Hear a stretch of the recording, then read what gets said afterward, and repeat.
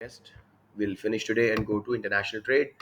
As you all know, these are quick fire classes. इसमें वो पूरे कॉन्सेप्ट दोबारा एक्सप्लेन नहीं किए जाते, जस्ट रीट्रेशन होती है ताकि जो आप लोगों ने पहले ही किया हुआ है उसको अच्छी तरह कर ले हम. राइट जी. So Ayaan, Mahira, whoever has joined, Assalamu alaikum. Let's start with inflation.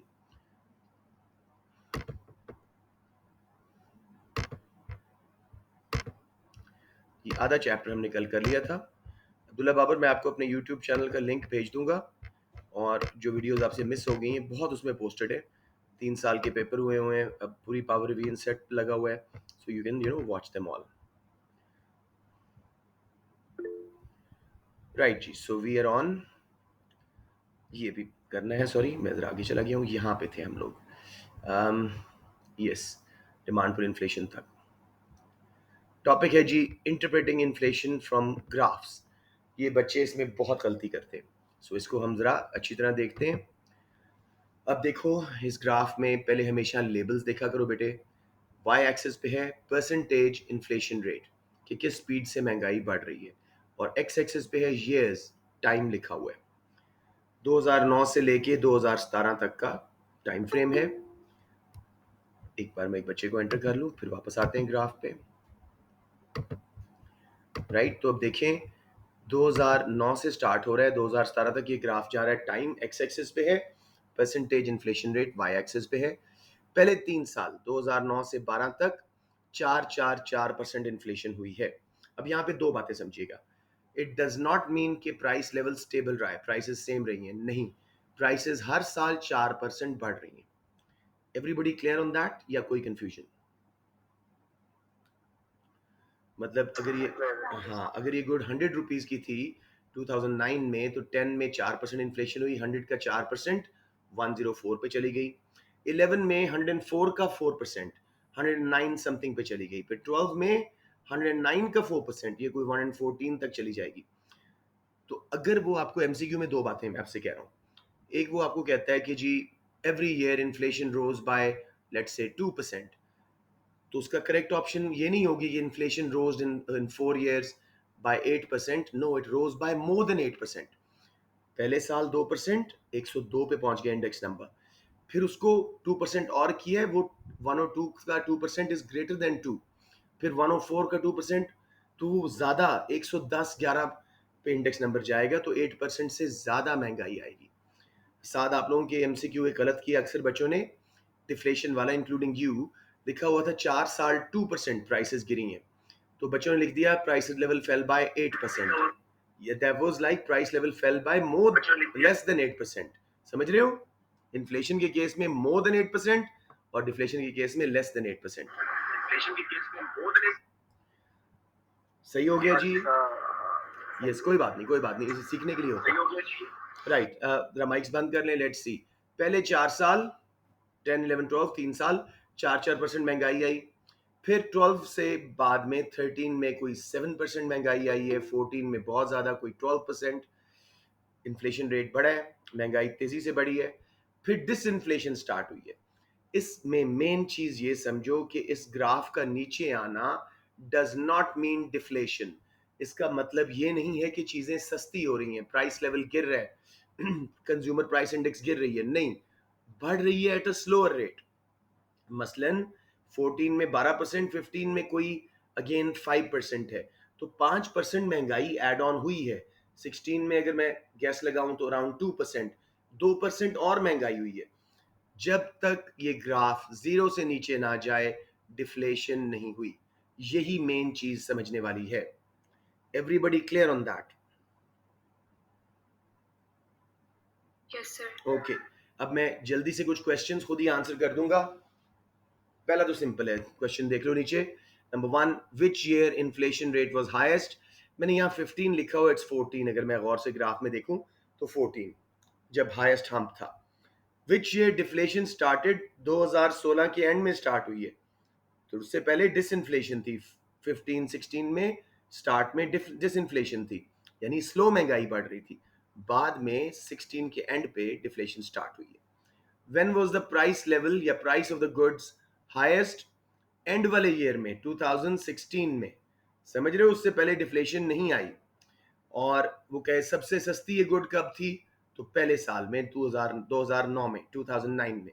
सब बच्चों को ये बात समझ आ गई। सबसे ज्यादा इन्फ्लेशन 2016 के साल में थी। क्या चीज सबसे ज्यादा, मतलब प्राइस लेवल। इन्फ्लेशन रेट तो 2014 में हाईएस्ट था, लेकिन प्राइस लेवल बढ़ के 2016 में मैक्सिमाइज हो चुका था। सर ये सेकंड वाला पॉइंट रिपीट कर दें, डिफ्लेशन स्टार्टेड वाला। 2016 को देखो, उसमें कर्व जीरो को क्रॉस करके नीचे चला गया 16 के एंड में, ये डिफ्लेशन आ गई, नेगेटिव रेट हो गया अब इन्फ्लेशन का। क्लियर हुई बात? जी सर। राइट। सो 4 क्वेश्चंस मैं दोबारा पूछ रहा हूं। वो पहला क्वेश्चन कहता है between 9 and 12 inflation rate remain stable. आपने कहना है नहीं, इन्फ्लेशन, हाँ, inflation rate remain stable and price level remain the same. Inflation rate remain stable at 4% but price level rose every year. 4% महंगाई हुई है। वो कहता है जी कि इन 3 सालों में 12% महंगाई हुई है। नहीं, 12% से ज्यादा हुई है। 100 रुपीज की गुड कोई 113.8 पे पहुंच गई है। हर साल 4% ऐड होके ऊपर 4% हो रहा है। राइट। फिर जी वो कहता है जी, मैं फिगर्स में पूछता हूँ।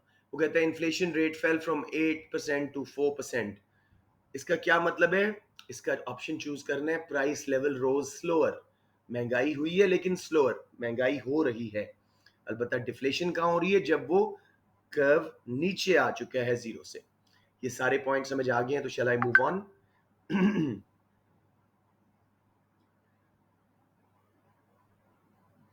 जी सर। ओके, कुछ बच्चे कह रहे हैं sir let me in the meeting.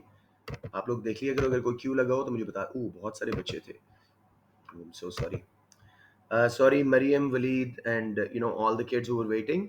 मुझे आवाज़ नहीं आई, मैं ज़रा ऊंची आवाज़ में पढ़ा रहा था। मोहम्मद बिन शफीक, एवरीबडी। सो मैं एक रात हो चुका हूँ, लेकिन जल्दी से आप बच्चों को मैं एक बार फिर बता रहा हूँ। इन्फ्लेशन को इंटरप्रेट करना फ्रॉम द ग्राफ, ये आपके सेक्शन ए का एक कॉमन सा सवाल है। जब तक ये कर्व जीरो से नीचे ना जाए डिफ्लेशन नहीं हुई। So all the way from 2009 to 2016 का स्टार्ट महंगाई होती रही है, कभी तेज कभी स्लो, लेकिन ओवरऑल प्राइस लेवल बढ़ता रहा है। प्राइस लेवल कब गिरना शुरू हुआ है? 2017 में, 2017 में। It's a common section A question. Please video शुरू से देख लीजिए, जिन्होंने बाद में ज्वाइन किया। I have told a few other things as well. जो मौजूद थे सबको क्लियर है, unless there is something to be explained? Yes sir. Okay जी, okay, good enough, let's move on. अब ये एक टॉपिक किसी बच्चे ने, उस दिन हमजा ने शायद पूछा था कि सर इस पे कैसा क्वेश्चन आता है, हाउ इज इन्फ्लेशन मेजर्ड। आ जाए तो आप ये स्टेप्स लिख दीजिएगा 4-5, लेकिन आया नहीं कभी। बहुत ब्रीफ सा इसका क्वेश्चन आता है, नॉट के पूरे स्टेप्स बताओ। आ जाए तो you can do it. So inflation को हम कैसे मेजर करते हैं? इसके लिए we use a consumer price index called CPI. कुछ कंट्रीज में रिटेल प्राइस इंडेक्स भी होती है। So what is consumer price index? It's a measure of year on year changes in price level in index form. Index form पहले ही बताया हुआ है आप लोगों को, it's a statistical technique. Statistically हम बेस ईयर को 100 की वैल्यू दे देते हैं। अगर महंगाई हो रही है तो वो 100 से ऊपर जाना शुरू हो जाएगा। अगर डिफ्लेशन आ रही है तो 100 से नीचे। तो सीपीआई से इन्फ्लेशन डिफ्लेशन दोनों मेजर हो सकते हैं। सो what is a consumer price index that measures inflation and deflation? It's a year on year changes in price level in index form. Yes बेटे। यस यस बेटे। सर वो जो आप है ना वो ज्वाइनिंग वाला ओपन कर दें, क्योंकि सर वो बार बार जो है ना वो वाला ये है दो दफा तो वो डिस्कनेक्ट हो जाता है सर, फिर वो बड़ा मुश्किल होता है। मोहम्मद आपकी बात मैं समझा नहीं, ज्वाइनिंग वाला क्या ओपन कर दूं?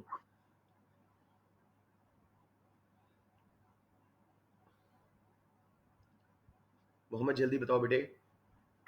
सर मतलब कि वो पहले आपको मतलब परमिशन लेता है ना आपसे कि हाँ इस जी, बच्चे को ऐड करना है कि नहीं, हाँ जी। तो सर वो ऐसे होता है कि फिर 10 मिनट तक वहीं अटके रहते हैं। नहीं बेटे, आई कांट डू दैट। आपको पता है कुछ मिसक्रिएंट्स हैं, मुझे देखना होता है कौन बच्चा आ रहा है। I can not let free access in, क्योंकि बच्चे दूसरे ग्रुप्स में शेयर कर रहे हैं अनफॉर्चुनेटली। तो I am sorry Mohammad, I can't do that, right? That's for our for our classes continuation with peace, इसलिए मैं उसको चेंज नहीं करूंगा। So what is inflation measurement जी? CPI. It is a measure of year on year changes in price level in index form. ये definition याद कीजिएगा। Steps क्या हैं जी कंज्यूमर प्राइस इंडेक्स को कंस्ट्रक्ट करने के? सबसे पहले we select a current year. ये कौन सा साल है जिसकी महंगाई का रेट हम मेजर कर रहे हैं? Current year. लेट्स से 2022 की इन्फ्लेशन हम पाकिस्तान में कैलकुलेट करना चाहते हैं, that will become current year. फिर जी सिलेक्टिंग अ बेस ईयर। ये कौन सा साल है जिससे बाकी सालों का प्राइस कंपेयर करके हम बता रहे हैं कि महंगाई हो रही है या सस्ती हो रही है चीजें। बेस ईयर में दो क्वालिटीज होनी चाहिए। It should not be too far in the past. हम 1971 को या 1980s को 90s को बेस ईयर नहीं बना सकते। गुड्स की बास्केट ही चेंज हो चुकी है, so it will be a misleading situation. So करीब का साल होना चाहिए। Number two should be a normal year. ना कोई मैसिव इकोनॉमिक ग्रोथ आई हो, ना रिसेशन आया हो, ना कोई मेजर अर्थ को एक डिजास्टर वगैरह हो, एक आम सा नॉर्मल सा साल हो। तो दो स्टेप्स हो गए जी। पहला करंट ईयर सिलेक्ट करना जिसकी हम महंगाई मेजर कर रहे हैं। दूसरा बेस ईयर सिलेक्ट करना जिससे बाकी सालों को कंपेयर करेंगे प्राइस लेवल को। बेस ईयर को बहुत पुराना नहीं होना चाहिए, नॉर्मल साल होना चाहिए। थर्ड जी, make an imaginary basket of goods and services consumed by an average family. 300 से 600 goods depending on how developed the country is. Less developed countries में 300 गुड्स एंड सर्विसेज होंगी के करीब, और 600 होंगी डेवलप्ड कंट्रीज में, वहाँ वैरायटी ज्यादा होती है। तो ये कोई असल बास्केट नहीं है, इमेजिनरी बास्केट है जिसमें एक एवरेज फैमिली मंथली उनके बजट में जो चीज़ें वो खरीद रहे हैं, मसलन फूड के आइटम्स हैं, क्लोथिंग है, ट्रांसपोर्ट है, लेजर एक्टिविटीज़ हैं, एंटरटेनमेंट वगैरह, वो सब को हम डाल देंगे। अभी तक पहले 3 स्टेप्स में कोई मसला मेरे बेटे? Okay, very good. Fourth step is जी, अब थोड़ा सा टेक्निकल हो रहा है। Number 4, give an index number to goods in the basket. Statistical technique है इंडेक्स नंबर देना। वो कैसे दिए जाते हैं? उसका एक फॉर्मूला है जो आपको आना चाहिए। Current year price divided by base year price into 100। Base year में हर प्रोडक्ट को हम 100 की इंडेक्स नंबर देंगे, फिर जितनी महंगाई आई करंट ईयर प्राइस को डिवाइड करते जाएंगे बेस ईयर प्राइस से, इनटू 100 करेंगे। वो 100 से अगर महंगाई हुई तो जंप करके ऊपर चली जाएगी वैल्यू, अगर सस्ती हुई है तो जंप करके नीचे वैल्यू। ये है जी indexation. Current year price divided by base year price into 100। Percentage change calculate कर रहे हैं स्टेटिस्टिकल फॉर्म में, इंडेक्स फॉर्म में। समझ आ रही है बात? ओके। नंबर 5 जी, assign weights to items in the basket. Weights हम क्यों असाइन कर रहे हैं? फैमिली, एवरेज फैमिली हर चीज पे इक्वल स्पेंड नहीं करती। मसलन पेरेंट्स का आमतौर पे बजट का बड़ा हिस्सा आप लोग हैं। आप लोगों के स्कूल की fees, uniforms, books, you know academies, tuition, फलाना फलाना फलाना। तो मेजर हिस्सा स्टूडेंट्स एजुकेशन है, तो एजुकेशन को बड़ा हिस्सा मिलना चाहिए, क्योंकि एजुकेशन की प्राइस बढ़ने या कम होने से बजट पे मेजर असर आएगा। अलबत्ता चॉकलेट्स, सिगरेट्स, इस तरह की अनइम्पॉर्टेंट चीज़ों को हम थोड़ा वेट देंगे because they take a very small proportion of a family's budget. So weights हम क्यों असाइन कर रहे हैं? कि हम सही इंपॉर्टेंस दे सकें उस गुड की फैमिली के बजट के हिसाब से। जितना ज़्यादा फैमिली उस गुड पे स्पेंड कर रही है उतना बड़ा वेट देंगे, जितना कम स्पेंड कर रही है उतना थोड़ा वेट देंगे। अब मैं आप लोगों से ज़रा पूछता हूँ, एक फैमिली के बजट में हम च्युइंगम्स को बड़ा weight, sorry sorry, sir I have a question के यस यस, सर मैंने पूछा ना कि जैसे जो बास्केट बनती है मतलब जिस साल की, so does it only have products या services भी उसमें आ सकती हैं? मैंने बोला है गुड्स एंड सर्विसेज दोनों। ऊपर देखो, एजुकेशन का भी दिया आपको, एजुकेशन इज सर्विस, ठीक है।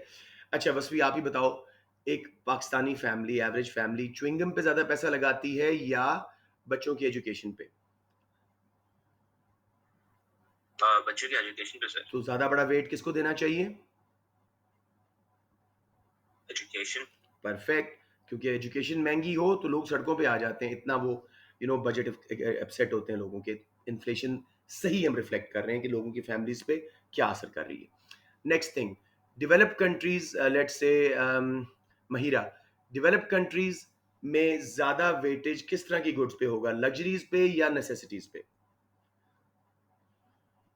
लग्जरीज। और हमारे मुल्कों में नेसेसिटीज, फूड वगैरह, बेसिक क्लोथिंग वगैरह, ताकि फैमिलीज के बजट के मुताबिक हम रिफ्लेक्ट कर सकें। वेट्स कैसे असाइन करने, इसका भी फॉर्मूला, ये सब समझ आएगा जब हम बनी हुई इंडेक्स देखेंगे। Expenditure on good over total expenditure into 100। मसलन एक फैमिली 10,000 उसका एक्सपेंस है, 1,000 स्पेंड कर रही है क्लोथिंग पे, 1,000 is expenditure on the good, over total expenditure 10,000 into 100, 10% नहीं लिखना, 10 उसको वेट दे दिया हमने। फैमिली 2,000 स्पेंड कर रही है बच्चों की एजुकेशन पे, तो 2,000 ओवर 10 इंटू 100, 20। इस तरह करके हम वेट्स असाइन करते हैं।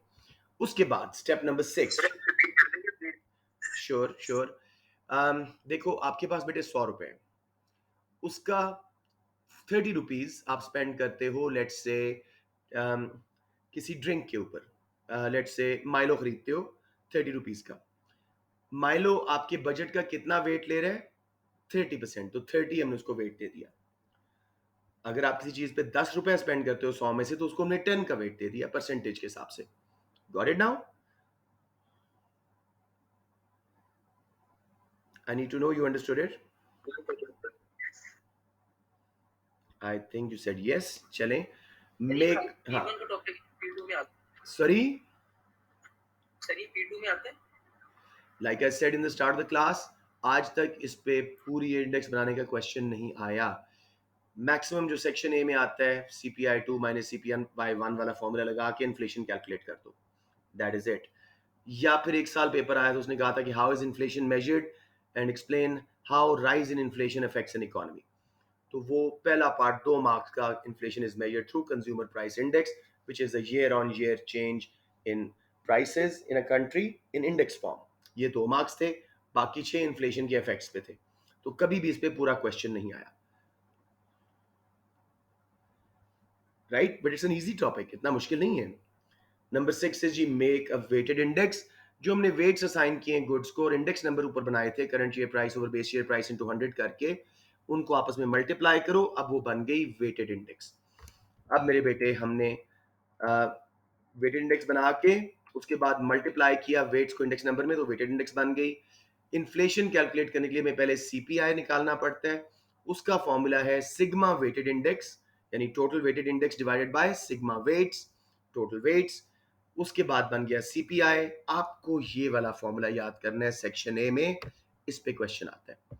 CPI 2 यानी current year minus CPI 1 previous year over CPI 1 previous year into 100। बिल्कुल ये PD की जैसे परसेंटेज चेंज कैलकुलेट करते हो ना, ये एग्जैक्टली वही चीज है, यानी P2 minus P1 over P1 into 100 change over original into 100। ये मैं आपको 1-2 क्वेश्चन अभी जुबानी करवा भी देता हूँ। Let's first look at the index basket बनी हुई, ताकि आप लोगों को समझ आ जाए आसानी से। बहुत सिंपल सी बास्केट यहाँ हम बना रहे हैं। 3 प्रोडक्ट्स हैं ABC। हो सकता है ये वाइड रेंज की गुड्स हो, मतलब ट्रांसपोर्टेशन, एजुकेशन, क्लोथिंग, लेकिन हमने ABC 3 गुड्स की।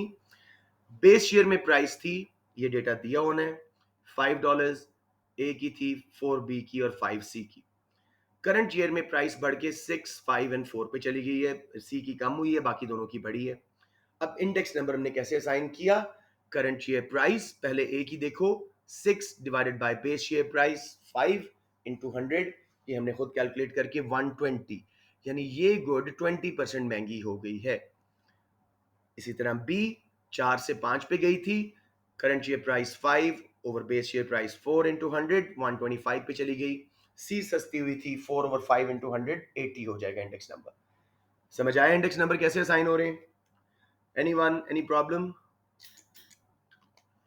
सर मेरा इधर एक क्वेश्चन है सर। आज ना मैंने पास्ट पेपर 2019 अक्टूबर नवंबर का किया था, तो सर उसमें था explain two problem reason why CPI might not be accurate measure of inflation in India. तो सर इसका ये यही देखो, होगा ना कि लाइक हमें बेस ईयर ये फाइंड देखो, करना हाँ, बहुत मुश्किल होता है ये कि आंसर, मतलब उसके अंदर नेचुरल एब्सोल्युटली, डिजास्टर या कोई एब्सोल्युटली, इकोनॉमिक भी इफेक्ट ना हुआ हो। बिल्कुल सही बोल रहे हो। ये देखो सारी प्रॉब्लम्स हमने लिखी हुई है नीचे, ठीक है? Yes sir. हाँ, इंडिया हो, अफ्रीका हो, सेम प्रॉब्लम चलेंगी। कुछ डेटा में हो तो वो भी ले लेना, वरना खुद ये वाली करना। तो अब वापस चलते हैं जी। इंडेक्स नंबर देना सबको समझ आ गया, current year price divided by base year price into 100, ताकि देखें ये चीज पहले से महंगी हुई है या सस्ती हुई है इंडेक्स फॉर्म में।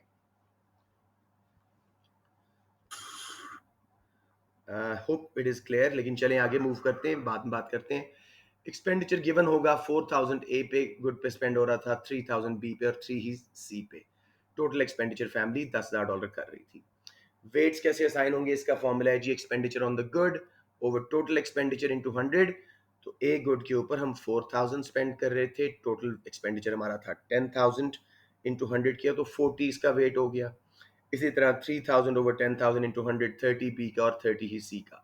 अब हमने वेट्स का टोटल किया, सिग्मा वेट्स, वो बन गया 40 प्लस 30 प्लस 30 100।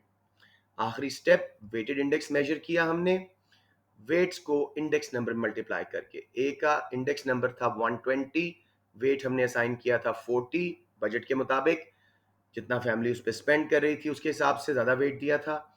सो 120 इंटू 40, 4800 इंडेक्स वेटेड बन गई ए की। इसी तरह फिर बी और सी का किया। अब टोटल वेटेड इंडेक्स जब किया, सिग्मा वेटेड इंडेक्स, तो वो बढ़ के 10,950 पे चली गई। यानी वही बास्केट 3 गुड्स की जो $10,000 में आती थी पिछले साल बेस ईयर में, अब वो बढ़ के 10,950 की मिल रही है। यानी कुछ लेवल ऑफ एक्सपेंसिवनेस, कुछ महंगाई आई है। तो इसके लिए हम क्या करेंगे, formula weighted index divided by sigma weights, 10,950 over sigma weights था 100, 109.5 पे पहुंच गया सीपीआई।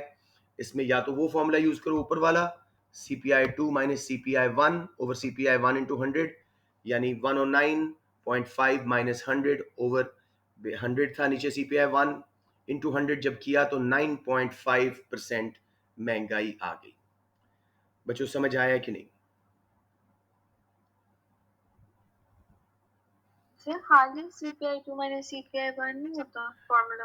नहीं बेटे, वो करोगे तो हर दफा ठीक नहीं होगा। अगर बेस ईयर नहीं था ये तो फिर आंसर आपका गलत हो जाएगा। अगर ये तो बेस ईयर वाला केस था ना, 100 होगा।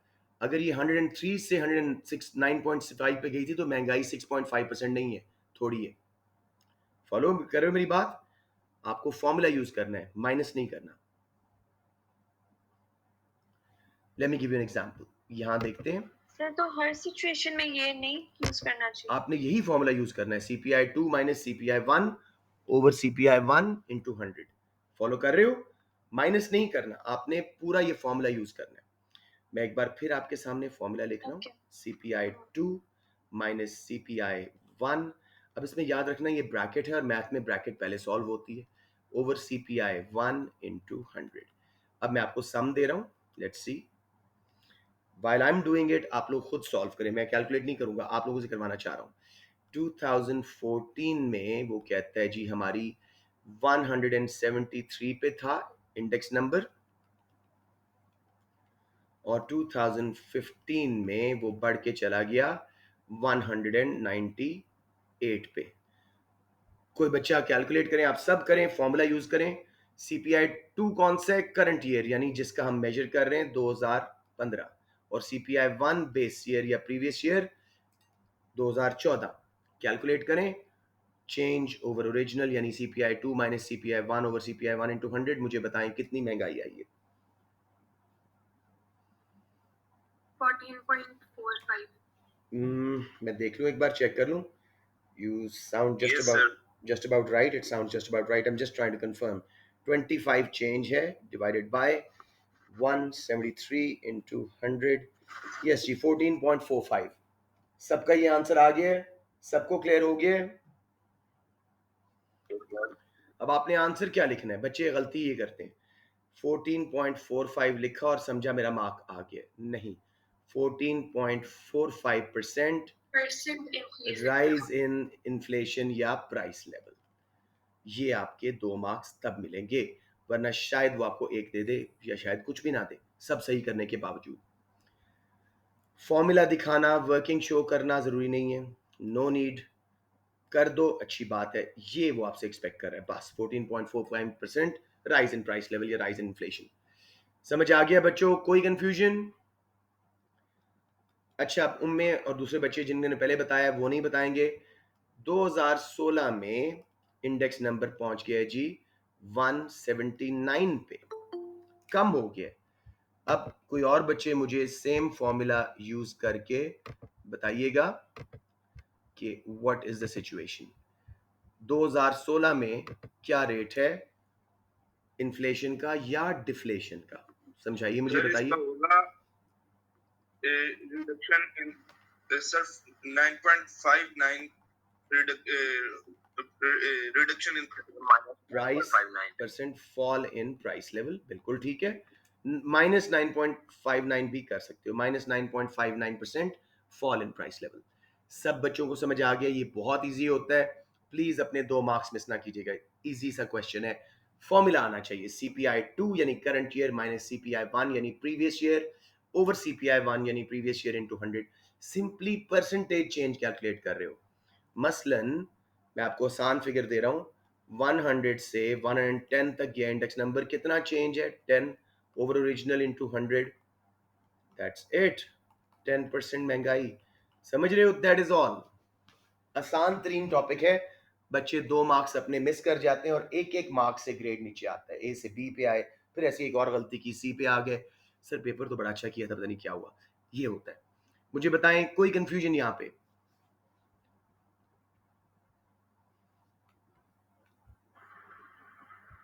Good, we done with measuring inflation. एक बार पढ़ लेना प्लीज इसको, formula CPI 2 minus CPI 1 over CPI 1 into 100 रटा होना चाहिए। अब आसान, जैसे आपने कहा, problems of measuring inflation. Number 1, difficult to find base year. एक नॉर्मल साल मिलता ही नहीं जिसमें कोई इकोनॉमिक ग्रोथ बहुत ना हुई हो, या कोई रिसेशनरी कैफियत ना हो, या कोई मेजर अर्थक्वेक डिजास्टर वगैरह ना हुआ हो, तो नॉर्मल ईयर ढूंढना बहुत मुश्किल है। Secondly, concept of average sir उन्होंने फैमिली। दो रीजंस कह के 4 मार्क्स का कहा था, इसको हम डिटेल में कैसे करेंगे सर? उन्होंने जैसे 2 मैंने किया है मेरा रीजन बेटा, के लिए जैसे 4 मैंने किया है, मार्क्स कहे। जैसे मैंने किया है कि बेस ईयर ढूंढना मुश्किल है। What is a normal year? It is very difficult to find a normal year without any extreme economic activity such as economic growth और अ रिसेशन और एनी अर्थक्वेक, फ्लड्स। ये तो आपके 6 मार्क्स आ रहे हैं, इतनी ज्यादा डिटेल आप दे सकते हो, ठीक है ना? आसान समझ आ रही है?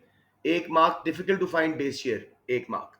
Why is it difficult? Economic growth के बगैर साल बड़ा मुश्किल मिलता है, रिसेशन के बगैर साल बड़ा मुश्किल मिलता है, अर्थक्वेक, फ्लड्स के बगैर बड़ा मुश्किल मिलता है। सबका एक एक मार्क्स आता है। या आसान, be confident, right? Yes sir. Okay. Second जी, एवरेज फैमिली का कॉन्सेप्ट डिबेटेबल है। इज इट बाय इनकम और इज इट बाय वेल्थ? क्या वो फैमिली एवरेज है जिसका अपना घर है और तनख्वाहें कम है उसके घर वालों की, या दूसरी फैमिली जिसकी तनख्वाहें बेहतर हैं लेकिन घर किराए का है? कौन सी फैमिली एवरेज है? तो ये भी बहस आ जाती है। Which goods to include? कुछ कंज्यूमर प्राइस इंडेक्स में हम अलग गुड्स इंक्लूड करते हैं, रिटेल प्राइस इंडेक्स में हम अलग करते हैं। Changes in basket over time. देखो, इन माय यूथ हमारे पास मोबाइल फोन्स नहीं थे, पर्सनल कंप्यूटर्स नहीं थे, हाइब्रिड गाड़ियां नहीं थी। इतनी बास्केट चेंज होगी ओवर ईयर्स कि उसकी वजह से भी इन्फ्लेशन फिगर्स में इनएक्यूरेसी आ जाती है। फिर जी, प्रॉब्लम ऑफ इंटरनेशनल कंपैरिजंस। कुछ कंट्री CPI यूज कर रहे हैं जो हम पढ़ रहे हैं, कुछ RPI यूज कर रहे हैं, दोनों में थोड़े थोड़े फर्क हैं। लास्ट जी, ये सारा कुछ सैंपल बेस्ड कैलकुलेशन है, मार्केट रिसर्च है। गवर्नमेंट लाहौर में से कोई 5,000 दुकानों से प्राइसेस ले लेगी, पूरी दुकानों से नहीं ले सकती, इतना बजट ही नहीं होता, तो मार्केट रिसर्च इनएक्यूरेट हो सकती है। समझ आ गया बच्चों? Shall we move on from CPI? बस Yes, इसमें sir. से मेनली आपने CPI 2 minus CPI 1 over CPI 1 into 100, ये वर्ड बोल बोल के मैं थक रहा हूँ, इतनी बार बोल रहा हूँ ताकि आपको ये फॉर्मूला याद हो जाए। Let me randomly ask someone, Haroon Ahmed, what's the formula of calculating inflation या डिफ्लेशन? हारून, यही फॉर्मूला जो बार बार बोल रहा हूँ, शाबाश। Sir change in CPI over हाँ, बेस ईयर। बेस ईयर नहीं, सिर्फ CPI 1 बोलो, यानी प्रीवियस ईयर होता है या करंट ईयर होता है या प्रीवियस ईयर होता है या बेस होता है, तो हम CPI 2 minus CPI 1 change in CPI over CPI 1 into 100। समझ आ गया? Good work. तो अब जी हमारा मेन जो टॉपिक है जिस पे क्वेश्चन बहुत आते हैं, सेक्शन ए में भी आते हैं, सेक्शन बी में भी आते हैं, इसके हर पॉइंट पे अलग अलग क्वेश्चन सेक्शन ए में आ सकता है। तो let's start with very detailed analysis of problems and benefits of inflation. Inflation के प्रॉब्लम पे जनरल क्वेश्चन होना, मसलन कहे discuss if inflation is always beneficial या हार्मफुल। 4 मार्क्स होंगे। Why it is harmful, why it is beneficial. तो harmful में सबसे पहले इंटरनेशनल ट्रेड प्रॉब्लम लीजिएगा। इसको एक्सटर्नल प्रॉब्लम्स ऑफ इन्फ्लेशन भी कहते हैं क्योंकि बाहर के मुल्कों से आ रही है हमारे मुल्क में ये problem.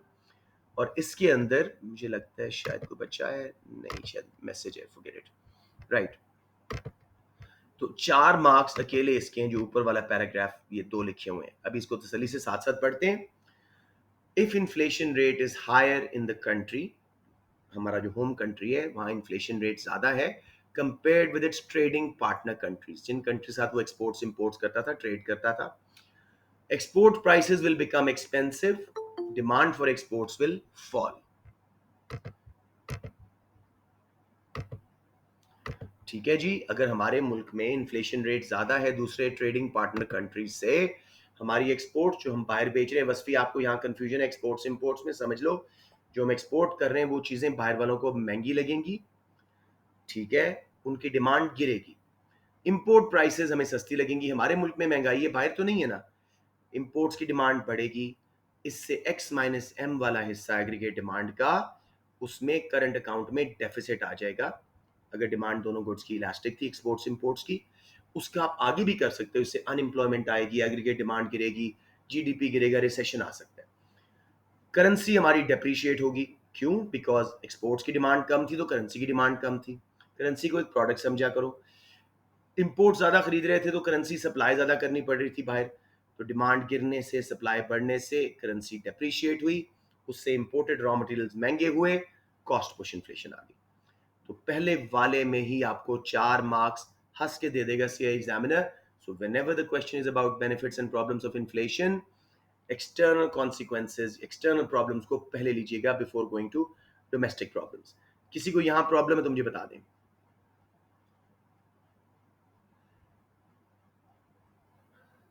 Okay Raya, are you clear बेटे? मैं नए बच्चों से पूछ रहा हूँ। Abdullah Babar, totally clear? Good. Abdullah? हाँ जी सर। वेरी गुड, और तुम्हारी आवाज भी अरमगान से बहुत मिलती है। नेक्स्ट जी, बिजनेसेस। बिजनेसेस को क्या क्या प्रॉब्लम्स आती है? Number 1, rise in menu cost. बहुत आसान सा 1 मार्क का ये आंसर है। Cost of reprinting menus, brochures, price list वगैरह, वेबसाइट्स को अपडेट करना, क्योंकि प्राइसेस मुसलसल बढ़ रही हैं, हमें बार बार मेन्यूज प्रिंट करने पड़ेंगे, प्राइस लिस्ट, ब्रोशर वगैरह, तो उससे फर्म्स की कॉस्ट बढ़ती है। बीजी, शू लेदर कॉस्ट। लोगों ने जो सेविंग रखी होती है बैंक्स में, जब इन्फ्लेशन ज़्यादा हो तो इंटरेस्ट रेट से हमेशा इन्फ्लेशन तेज बढ़ती है, उनकी real value of saving, purchasing power of their saving falls, तो वो एक बैंक से दूसरे में मूव करते रहते हैं जहां बेहतर इंटरेस्ट रेट हो। मसलन हबीब बैंक में एक मिस्टर ए ने पैसा रखा हुआ था, वहाँ 7% उनको इंटरेस्ट मिल रहा था, महंगाई थी 10%, उन्होंने कैलकुलेट किया कि मुझे तो साल बाद 3% रियल टर्म्स में मेरी सेविंग की वैल्यू कम हो जाएगी, तो उनको पता लगा कि जी नेशनल बैंक 8% इंटरेस्ट दे रहा है, उन्होंने नेशनल बैंक में मूव कर दिया। फिर पता लगा लेट्स से सिटी बैंक 10% 9% दे रहा है, तो उन्होंने उधर मूव कर दिया। हर बार जब पैसा मूव करेंगे बैंक्स कुछ आपसे ट्रांजैक्शन चार्ज लेते हैं, कुछ पेनल्टी डालते हैं आपके ऊपर, तो ये हैं जी shoe leather cost. Everyone 100% clear?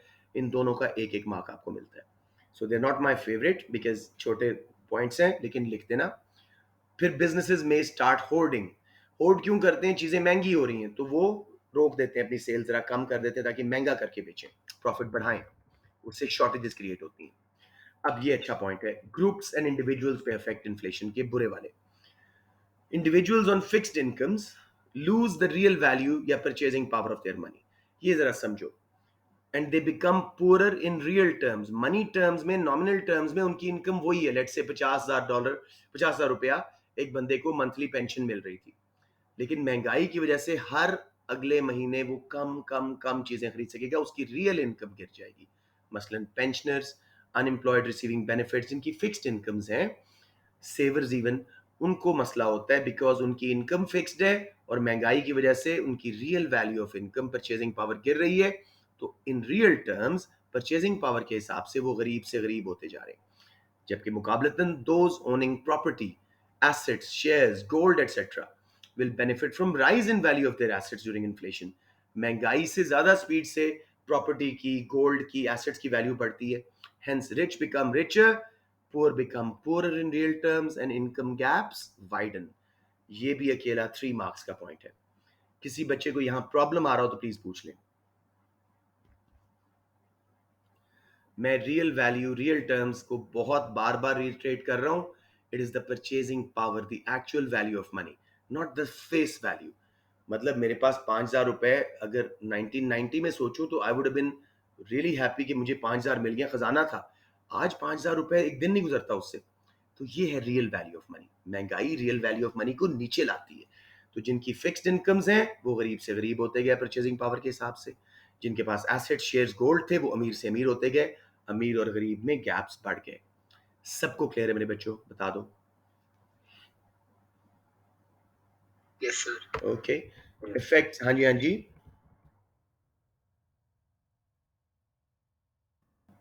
Okay, effects on functions of money, इसके ऊपर अलग से 6 मार्क का क्वेश्चन सेक्शन ए में आया हुआ है, 12 का भी आ सकता है। तो let's discuss it for a 12 mark question. Discuss how inflation affects the functions of money and are all functions affected in the same way और some are affected more than the others. 12 mark का question उसने कहा बताएं functions of money पे क्या effect पड़ता है जब महंगाई हो, ज्यादा महंगाई हो। क्या सब फंक्शंस पे बराबर इफेक्ट पड़ता है या कुछ पे ज्यादा कुछ पे कम? उसने आपको आखिरी वाले पार्ट में इवैल्यूएशन का खुद ही हिंट दे दिया है कि मुझे कंपेयर कर दो किस फंक्शन पे ज्यादा बुरा असर पड़ रहा है किस पे कम, मैं आपको मार्क्स देना शुरू कर दूंगा इवैल्यूएशन के। तो ये साथ साथ इसकी इवैल्यूएशन हो रही है। तो लेट्स सी जी, द फंक्शन मोस्ट एडवर्सली यानी बुरी तरह affected is store of value. As people lose the value of their saving in real terms, पैसा तो उतना ही पड़ा है, करोड़ रुपए पड़ा है, लेकिन हर साल महंगाई की वजह से उसकी वैल्यू कम कम कम होती जा रही है। So during high inflation, the first function that gets affected badly or adversely is real value of savings आपकी गिर जाती है। तो store of value का जो function है money का, that loses its value, money की real value गिरती है।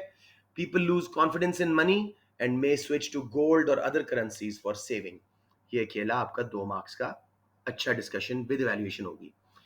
Money is function of means of deferred payment, यानी फ्यूचर की पेमेंट्स के लिए बाय नाउ पे लेटर वाला जो फंक्शन है, also gets affected by high inflation as people stop lending in terms of money as they receive back their loans less in real terms। आज मैंने किसी को लोन दिया 1 लाख रुपया, अगले साल उसने लाख रुपया मुझे वापस कर दिया। आज लाख रुपया ज्यादा चीजें खरीद सकता है, अगले साल तक पाकिस्तान में 12-14% महंगाई आज की होगी, मैं कम चीजें खरीद सकूंगा। Lenders lose, borrowers gain. तो मनी का function means of deferred payment gets affected by high inflation। People stop lending in terms of money क्योंकि उनको रियल टर्म्स में लोन जब वापस मिलता है तो वैल्यू कम हो चुकी होती है, परचेजिंग पावर कम, इसलिए इंटरेस्ट चार्ज किया जाता है। इसलिए लोग जब लैंड करते हैं तो सोच समझ के इंटरेस्ट चार्ज करते हैं ताकि उनको नुकसान ना हो। समझ आ गई बात? जितना मनी फ्यूचरिस्टिक जा रही है ना उतना उसका फंक्शन बुरी तरह अफेक्ट हो रहा है। Third function medium of exchange, यानी डेली बेस पे चीजें खरीदना बेचने के लिए जो ट्रांजैक्शन के लिए हम यूज करते हैं, जनरल एक्सेप्टेबिलिटी होती है मनी में। Medium of exchange function also gets affected by high inflation as heavy amounts of money may be required for even small transactions, so people switch towards barter या other currencies। जैसे Zimbabwe में एक वक्त आया था कि $50 million का एक अंडा मिलता था, एक एग, इतनी महंगाई थी तो लोग फिर ना डॉलर में स्विच कर गए थे या फिर बार्टर सिस्टम पे आ गए थे। तो थर्ड फंक्शन ये सबसे कम जो फंक्शन इफेक्ट होता है, the function of unit of account में only get affected if inflation is too hyper and numbers become enormous, यानी अकाउंटिंग में रिकॉर्ड करने के लिए अब इतने जीरो लगाने पड़ रहे हैं कि function of money as a unit of account भी डिस्टर्ब हो रहा है, बहुत ही हाइपर, जैसे जिम्बाब्वे में थी। Evaluation, money functions are affected badly by inflation, however not all functions are affected the same। The most adversely affected are store of value and means of deferred payment, however medium of exchange is affected only when inflation is hyper and unit of account function is affected when inflation is enormous। ये आपकी evaluation 4 marks. बच्चों समझ आ गया या कोई confusion?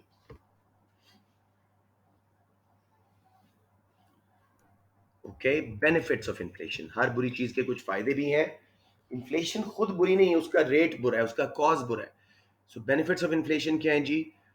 Number one, mild inflation 1 to 2% is ideal for an economy। Deflation is not good, उसके भी नुकसान है बहुत। So 1 to 2% अगर महंगाई हो रही हो हर साल, ये आइडियल है इकोनॉमी के लिए। क्यों? एग्रीगेट डिमांड हल्की हल्की बढ़ रही है compare to aggregate supply, firms को प्रॉफिट आ रहा है। फर्म्स को प्रॉफिट मोटिव की वजह से वो रॉ मटेरियल्स खरीदेंगे लो प्राइस पे, बेचेंगे महंगी प्राइस पे जरा गुड को, उन्हें प्रॉफिट आएगा, वो एक्सपैंड करेंगी उस डिमांड को मीट करने के लिए, उससे एम्प्लॉयमेंट अपॉर्चुनिटीज क्रिएट होंगी। ये है mild demand pull inflation, it's very good for an economy. 1 to 2%, हल्की हल्की महंगाई हो रही है, एग्रीगेट डिमांड तेजी से बढ़ रही है compare to aggregate supply, firms को प्रॉफिट आ रहा है, वो एक्सपैंड किए जा रही हैं, जॉब्स क्रिएट कर रही हैं। समझ आ गया बच्चों? This is the ideal rate of inflation. Number 2 जी, गवर्नमेंट ने अगर हम लोगों से लोन लिए हुए थे बॉन्ड्स बेच के, प्राइस बॉन्ड्स वगैरह, नेशनल सेविंग सर्टिफिकेट्स वगैरह, हमसे लोन लिए हुए थे, जब वापस पे करने जाएंगे तो रियल वैल्यू कम हो चुकी होगी। जैसे गवर्नमेंट के नेशनल सेविंग सर्टिफिकेट 20-20 साल के, आज 1 लाख रुपए का नेशनल सेविंग सर्टिफिकेट बेचा 2022 में, 2040 में जब गवर्नमेंट वापस करेगी वो 1 लाख रुपया, उसकी value I can tell you 10-12 हजार रुपए आज की रह चुकी होगी, इतनी वैल्यू गिर चुकी होगी। सो गवर्नमेंट का डेट बर्डन, लोन का बर्डन कम हो जाता है, क्योंकि वो वापस तो उतनी अमाउंट कर रहे हैं, उसकी वैल्यू कम हो चुकी है। बोरोवर्स गेन ड्यूरिंग इन्फ्लेशन, जिसने लोन लिया वो जब वापस करेगा रियल टर्म्स में परचेजिंग पावर के हिसाब से कम वापस करेगा, तो वो गेन कर जाते हैं। एसेट ओनर्स हम पहले ही डिस्कस कर चुके हैं, they gain from rise in value of their fixed assets. अब एक क्वेश्चन के discuss if inflation is always harmful, evaluation में आपने 4 पॉइंट्स लिखने हैं। Whether inflation is always harmful will depend upon comparative rate of inflation with other countries. हमारे मुल्क में महंगाई है लेकिन बाहर हमसे भी ज्यादा महंगाई है, तो हमारी एक्सपोर्ट्स के ऊपर बुरा असर नहीं पड़ेगा, हम इंपोर्ट ज्यादा नहीं करेंगे, करंट अकाउंट खराब नहीं होगा। Whether it is demand pull or cost push is more harmful. Cost push inflation is more harmful as it causes unemployment. हमने देखा था aggregate supply curve लेफ्ट पे शिफ्ट होता है, अनएम्प्लॉयमेंट होती है। Whether inflation was expected or unexpected, expected वाली अच्छी है, उसमें हम प्लान कर सकते हैं। अनएक्सपेक्टेड जो महंगाई आए उसमें economy, consumers, producers, government unaware होते हैं और उनको चैलेंज एक्सेप्ट करना मुश्किल हो जाता है। वेदर इट इज स्टेबल और hyper, stable is good, hyper is bad. समझ आ गया ये 4 points? Comparative rate between trading partner countries, demand pull थी या कॉस्ट पुश ज़्यादा बुरी है, क्या इन्फ्लेशन एक्सपेक्टेड थी या अनएक्सपेक्टेड थी? एक्सपेक्टेड वाली आसान है हैंडल करना, अनएक्सपेक्टेड मुश्किल है। वेदर इट इज स्टेबल और हाइपर, स्टेबल वाली बेहतर है, हाइपर वाली डेंजरस है। अब एक क्वेश्चन जो आपके पिछले साल, अभी लास्ट नवंबर में जो लास्ट पेपर हुए थे हमारे, ये एग्जैक्ट ये क्वेश्चन आया था और जिन बच्चों ने दिए थे दे वर लाइक रियली हैप्पी कि एग्जैक्टली सर आपके नोट्स में से जो मॉडल आंसर था वो आ गया था। So discuss if external consequences of inflation can ever be more serious than its internal consequences. External consequences means international trade वाले, एक्सपोर्ट्स इंपोर्ट्स पे, और इंटरनल मीन्स जो हमने सारे पढ़े हैं, इंडिविजुअल्स पे, ग्रुप्स के ऊपर, फंक्शंस ऑफ मनी के ऊपर, ये सारे। एनालिसिस के 8 को 4-4 हिस्सों में, 4-4 में 2 हिस्सों में डिवाइड करो, up to 4 for international trade problem जो हम पढ़ के आए हैं, वही सेम मैंने कॉपी करके लगा दिया। If inflation rate is higher in country compared with trading partner countries, exports prices will become more, demand for exports will fall, imports will be cheaper, demand for imports will increase. This can lead to current account deficit. If demand was elastic, क्या देना उससे unemployment होगी, aggregate demand गिरेगी, GDP गिरेगा, domestic currency हमारी depreciate हो जाएगी क्योंकि कॉस्ट पुश इन्फ्लेशन उसके रिजल्ट में आएगी। हमारी करेंसी डेप्रीशिएट क्यों हुई थी? एक्सपोर्ट्स की डिमांड कम थी तो करेंसी की डिमांड कम थी। एज अ रिजल्ट हमें इंपोर्टेड रॉ मटेरियल महंगे पड़ेंगे। उसके बाद ये इंटरनल कॉन्सिक्वेंसेज मैंने लिस्ट कर दिया, बस कि मैन्युफैक्चर लेदर कॉस्ट कर लो एक एक मार्क के लिए। इनकम गैप्स इंक्रीज 2 से 3 mark, lenders lose, borrowers gain, savers lose if inflation rate is higher than interest rate. कुछ भी ऐसा फंक्शंस ऑफ मनी पे कर दो। इवैल्यूएशन वही जो ऊपर बताई, लेकिन इसमें जरा फर्क है, एक्सटर्नल इंटरनल थी तो थोड़ा सा उसको मैंने थोड़ा ट्वीक किया है। एक्सटर्नल कॉन्सिक्वेंसेज यानी इंटरनेशनल ट्रेड पे जो इफेक्ट आ रहा है महंगाई से, may be more serious if inflation is above the trading partners inflation rate. ये बात समझ आ रही है? अगर दूसरे कंट्री से हमारी महंगाई का रेट ज्यादा है जिनसे हम ट्रेड करते हैं, तब हमारे लिए एक्सटर्नल कॉन्सिक्वेंसेज ज्यादा बुरे होंगे। They will be more serious if economy is an open one. Open economy कौन सी है? जो ट्रेड पे बहुत रिलाई कर रही है, उसके एग्रीगेट डिमांड के कंपोनेंट्स में से एक्स माइनस एम यानी एक्सपोर्ट्स माइनस इंपोर्ट्स बड़ा हिस्सा, जैसे थाईलैंड वगैरह है। क्लोज्ड इकोनॉमी लाइक ईरान, उसके ऊपर इंटरनल कॉन्सिक्वेंसेज ज्यादा होंगे। To conclude, which effect will be greater will depend on the rate of inflation. Example, hyper is more dangerous, and cause of inflation, cost push is more dangerous as it causes unemployment. समझ आ गया मेरे बेटे? Evaluation के 3 marks और फिर conclusion का 1 mark. किसी को यहाँ पे प्रॉब्लम आ रही हो? अब जी टॉपिक है problems if inflation figures were incorrect. अक्सर गवर्नमेंट जब इन्फ्लेशन फिगर्स कैलकुलेट करती है तो उसमें कुछ गलती हो जाती है, तो उससे क्या प्रॉब्लम्स आती हैं इकोनॉमी को। गवर्नमेंट की फिस्कल मॉनेटरी पॉलिसी, सारी decisions inflation, economic growth, GDP के रेट के ऊपर बेस्ड होते हैं। तो अगर इन्फ्लेशन फिगर्स गलत कैलकुलेटेड थे, गवर्नमेंट गलत टैक्सेशन, गलत इंटरेस्ट रेट वगैरह सेट कर देंगे।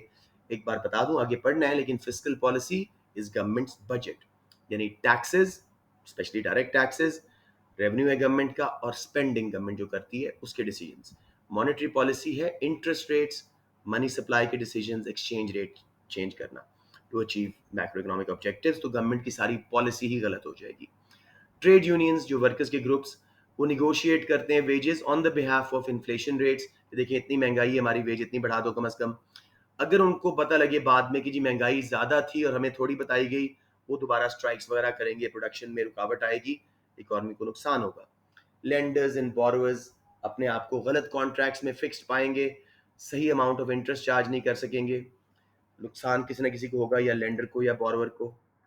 फर्म्स अपनी प्रोडक्ट्स की प्राइसेस गलत कर देंगी, मतलब वो इन्फ्लेशन के हिसाब से प्राइसेस बढ़ाती हैं, अगर फिगर्स गलत थे तो वो ओवर या अंडर प्राइस कर देंगे। ये सारे मसले इन्फ्लेशन गलत कैलकुलेट होने के सब टॉपिक है, ज़्यादा इंपॉर्टेंट नहीं है तो मैं इसलिए जल्दी से कर रहा हूँ। डिफ्लेशन अनदर इंपॉर्टेंट टॉपिक, और फिर हमारा ये चैप्टर खत्म हो रहा है। डिफ्लेशन की डेफिनेशन बिल्कुल उल्टी है, सारा कुछ उल्टा हो जाएगा यहाँ पे। It is the fall in general price level over a year. Deflation दो तरह की है, यहीं पे क्वेश्चन कर लेते हैं, discuss if deflation is always harmful. पहले डिफ्लेशन को डिफाइन किया, मार्क नहीं है, लेकिन for why it's not harmful. Good deflation, good deflation को पहले बताओ आती क्यों है। This is due to increase in aggregate supply as a result of more efficiency in the economy. क्यों ऐसा होगा, एग्रीगेट सप्लाई बढ़ेगी और प्राइस लेवल नीचे गिरेगा? टेक्नोलॉजी इंप्रूव कर हो जाए, वर्कर्स की प्रोडक्टिविटी एफिशिएंसी बढ़ जाए, ट्रेनिंग एजुकेशन ज़्यादा दे दो उनको, सब्सिडीज दे गवर्नमेंट, उस सब से क्या होगा, short term aggregate supply curve right पे शिफ्ट होगा। देखो प्राइस लेवल तो गिर रहा है लेकिन जीडीपी बढ़ रहा है, Y0 से Y1, एम्प्लॉयमेंट जनरेट हो रही है, तो एक्सप्लेनेशन देख लो, as seen in the figure, short term aggregate supply shifts to the right, price level falls, but real GDP rises. This is showing growth of an economy through greater efficiency and more output. यहीं पे 4 marks आपको आसानी से उससे ज़्यादा मिल चुके हैं। एहतियातन ऐड कर दो, जॉब्स क्रिएट होंगी, लोगों की इनकम्स एंड लिविंग स्टैंडर्ड बढ़ेंगे, करंट अकाउंट सरप्लस में जाएगा। कौन बच्चा मुझे बताएगा करंट अकाउंट हमारा एक्सपोर्ट्स इंपोर्ट्स का बैलेंस क्यों सरप्लस में जाएगा अगर हमारे मुल्क में डिफ्लेशन है? समवन? सर क्योंकि उन्हें क्योंकि हम लोग चीपर लगेगी एक्सपोर्ट। हमारी एक्सपोर्ट्स बाहर वालों को सस्ती लगेंगी, उनकी डिमांड बढ़ेगी बहुत अच्छे, और इंपोर्ट्स महंगी हो जाएगी, वो हमें महंगी पड़ेंगी, हम कम खरीदेंगे। यस, शाबाश मेरे बच्चों, x माइनस एम में इंजेक्शन आएगा करंट अकाउंट से। ऐसे क्लैरिटी होनी चाहिए, हसान ने, उम्मे ने और एक और बच्ची ने फौरन की है। This is how clear it should be now. Bad deflation क्या है जी? जब एग्रीगेट डिमांड इकोनॉमी में गिरे रिसेशन वगैरह की वजह से, तो this type of deflation can lead to a downward multiplier effect on economy. ये जरा समझना, एक साइकिल स्टैंड हो जिसमें बहुत सारे साइकिल्स खड़े हो या मोटर बाइक्स, आप एक साइकिल को पुश करें ना, पूरा वो डोमिनो इफेक्ट आता है और पूरा स्टैंड के बाइसिकल गिर जाते हैं। मजाक में करते थे हम लोग कॉलेज में, स्कूल्स में, ये वो चीज। डिफ्लेशन से क्या हो रहा है, डाउनवर्ड मल्टीप्लायर कैसे आ रहा है इकोनॉमी में? लेट्स से एग्रीगेट डिमांड गिरी, 1 लाख लोगों को निकाल दिया गया जॉब से। 1 लाख लोगों को निकलना मीन्स अगर एवरेज फैमिली 4 लोगों की है, 4 लाख लोगों का एक्सपेंडिचर एकदम से बहुत कम हो जाएगा। उसकी वजह से फर्दर एग्रीगेट डिमांड गिरेगी, मजीद लोगों को निकाला जाएगा, तो ये एक डाउनवर्ड मल्टीप्लायर चलता जाएगा। राइट? बहुत अच्छा पॉइंट है, आपने पहले करना है। Deflation can lead to downward multiplier effect, some job losses will cause other job losses as demand keeps on falling. Deflation results in increase purchasing power, ठीक है, तो लेंडर गेन करते हैं जो लोन दे रहे हैं, as they receive back their loans higher in real terms. Borrowers lose कर जाते हैं as they have to pay back more in real terms. जब लिया था लोन 1 लाख रुपए का, वैल्यू कम थी पैसे की, डिफ्लेशन की वजह से रियल वैल्यू बढ़ गई, गवर्नमेंट वगैरह का डेट बर्डन बढ़ गया। एक मसला डिफ्लेशन का ये है कि फर्म्स कीप कटिंग प्राइसेस, कि एग्रीगेट डिमांड बढ़े, हमारी चीज़ें बिकें, कंज्यूमर वेट करते रहते हैं। मसलन मैंने घर बनाना था, मैं कहता हूँ यार और सस्ती हो जाए मटेरियल्स, और सस्ती हो जाए लैंड, तब बनाऊंगा। गाड़ी लेनी थी, मैं कहता हूँ और सस्ती हो जाए, तो लोग कंजम्पशन करते ही नहीं, बहुत कम है, इकोनॉमी स्लंप में चली जाती है। इन्फ्लेशन के दौर में हम डर रहे होते हैं कि चीज़ें महंगी हो रही है, फटाफट खरीद लो, उससे फर्दर इन्फ्लेशन फ्यूल हो रही होती है। डिफ्लेशन भी फ्यूल होती है हमारे डिसीजन की वजह से, हम कम कम कम स्पेंडिंग करते हैं, वेट करते हैं प्राइसेस और गिर जाए। इवैल्यूएशन जी वही 12 मार्क की। Deflation is bad if it's due to fall in aggregate demand, but very good for the economy if it's due to increase in aggregate supply. Secondly, जब भी कुछ समझ ना आ रहा हो ना वैल्यूएशन में, शॉर्ट रन लॉन्ग रन की बात कर दो। Secondly, if it is a short term problem it's not harmful, 1-2 साल हुई डिफ्लेशन ठीक होगी खुद ही, but if it continues over a long period it becomes harmful. It will also depend on the rate of deflation in trading partner countries. If it is even lower in other countries, current account will go into deficit. ये हमारा chapter खत्म हो गया बच्चों. कोई confusion, कोई question? Okay, I can't teach, I won't teach further, time बहुत थोड़ा रह गया. इंटरनेशनल ट्रेड के दो मॉडल्स, ये वाले, theory of absolute and comparative advantage. इसका लॉन्ग क्वेश्चन आपने नहीं करना, that becomes very tough to do. Please, एक वीडियो मैंने लगाई हुई है इसी यूट्यूब चैनल पे, एब्सोल्यूट एंड कंपैरेटिव एडवांटेज के नाम से, 40 मिनट्स की. वो प्लीज जरूर देख लें ताकि आपका एमसीक्यू वगैरह गड़बड़ जो है ना हो. सेक्शन ए में कुछ आए तो उस पर भी हम वो पास पेपर में करवाऊंगा, लेकिन फिर भी आपको ये कंपैरेटिव जरा मुश्किल है, ये वीडियो जरूर देख लीजिएगा. This is my request. ठीक है, so I am signing off now. हम कल करेंगे अपना यहाँ से स्टार्ट. प्रोटेक्शनिज्म बहुत इंपॉर्टेंट टॉपिक है. प्रोटेक्शनिज्म, फ्री ट्रेड, अक्सर क्वेश्चन लॉन्ग वाला सेक्शन बी में भी और सेक्शन ए में तो मोर देन ऑफन ये आता है. तो इंशाल्लाह विल वर्क फ्रॉम हियर. मेरी रिक्वेस्ट है जरा टाइम पे आया करें. कुछ बच्चे 30 मिनट्स बाद आ रहे होते हैं, so I don't know how much they are gaining from it. ये सारा लिंक टूटा हुआ होता है.